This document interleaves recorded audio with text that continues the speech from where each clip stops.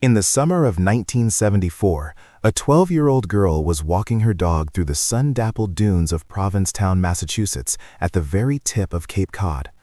The air smelled of salt and scrub pine, a quintessentially American summer scene. But as her dog began to bark frantically at a thicket of bayberry bushes, the girl stumbled upon a sight that would freeze the blood of the nation for the next 50 years. It was a body, badly decomposed, positioned in a way that suggested a ritualistic, almost defiant cruelty. This was the beginning of the mystery of the Lady of the Dunes, a case that would eventually weave together Hollywood legends, infamous serial killers, and a breakthrough in forensic science that felt like something out of a sci-fi novel. The scene of the crime. The victim was lying on a beach towel, her head nearly severed from her body. Most chillingly, her hands had been removed, cut off at the wrists, and several of her teeth had been pulled out. To the investigators of the 1970s, the message was clear. Someone had gone to extreme lengths to ensure she would never be identified. In an era before DNA profiling, identity was tied to fingerprints and dental records. By removing both, the killer had turned a human being into a Jane Doe, a ghost in the dunes. For decades, the FBI and local police followed thousands of leads. They exhumed her body 3 times.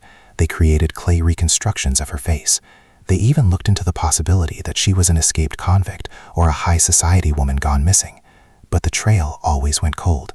The Lady of the Dunes became the oldest unidentified homicide victim in Massachusetts history, a dark legend whispered about in New England pubs and true crime circles. The Jaws connection, a Hollywood twist. In 2015, the case took a surreal turn that captured the imagination of the American public. Joe Hill, a successful horror novelist and the son of Stephen King, was watching a digitally remastered version of the 1975 classic film Jaws. During a crowd scene filmed in Martha's Vineyard, just across the water from Provincetown in the summer of 1974, Hill froze the frame. In the background of a shot, he saw a woman wearing a blue bandana and jeans, strikingly similar to the clothes found on the Lady of the Dunes. The timeline matched perfectly. Jaws was filming exactly when the woman was thought to have been killed. Hill's theory went viral. Was it possible that a murder victim's final living moments were accidentally captured in one of the most famous movies of all time? While the Jaws girl theory was never officially proven, it reignited national interest in the case, proving that the Lady of the Dunes was still haunting the American psyche. The breakthrough: science meets history.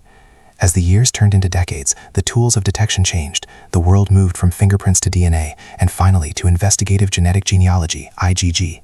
This is the same technology used to catch the Golden State Killer, where investigators upload a victim's or suspect's DNA to public ancestry databases to find distant cousins. In October 2022, 48 years after she was found, the FBI finally gave the Lady of the Dunes her name back, Ruth Marie Terry. Ruth was a 37-year-old woman from Tennessee. She was a daughter, a sister, and a mother. But her identification was only the first half of the shock. The second half was the realization of who she had been traveling with, and the dark history of the man she called her husband. The husband from hell, Guy Muldavin. As investigators dug into Ruth's life, they found she had married a man named Guy Muldavin just months before her death. Guy was a charismatic, silver-tongued man who moved through life like a shadow. He was a con artist in the truest sense, but with a much more violent edge. The deeper the police looked, the more the horror intensified. It turned out that back in the 1960s, Guy's previous wife and stepdaughter had vanished in Seattle. When police had searched his home back then, they found human remains in the septic tank, but Guy had managed to slip through the cracks of the legal system, fleeing across the country and changing his identity. Ruth Marie Terry had unknowingly married a serial killer. He had taken her to the dunes of Cape Cod, far from her Tennessee roots, murdered her, and used his signature method of removing hands to hide his tracks. Guy died in 2002, never having faced trial for Ruth's murder, but the identification of Ruth finally closed the book on a half-century of terror. Why this story still shakes us? The story of the Lady of the Dunes isn't just a true crime tale. It is a reflection of the American experience in the mid-20th century. It speaks to a time of transition, where people could disappear into the vastness of the American landscape, where Hollywood blockbusters were being born, and where the legal system was often powerless against mobile, intelligent predators. It is also a testament to the persistence of human memory. The people of Provincetown never forgot the woman in the bushes. For years, they kept fresh flowers on her Jane Doe headstone. They refused to let her be forgotten, even when she was just a nameless skeleton. The forensic revolution. The technical aspect of this story is perhaps the most educational for a modern audience. To identify Ruth, scientists had to use single nucleotide polymorphism, SNP markers, DNA to SNP analysis, to genealogical database, to family tree construction. Unlike standard police DNA tests that look at 20 locations on a DNA strand, SNP analysis looks at hundreds of thousands. This allows genealogists to find third, fourth, or fifth cousins. By building a massive family tree backward from those cousins, and then forward again, they found a branch that led directly to a missing woman from Tennessee. This technology is currently revolutionizing thousands of cold cases across the United States, proving that in the 21st century, there is no such thing as a perfect disappearance, a final resting place. Today, Ruth Marie Terry is no longer a ghost. She has been returned to her family. The dunes of Cape Cod, once a place of nightmare, have returned to being a place of beauty. But the story remains a stark reminder. History is never truly buried.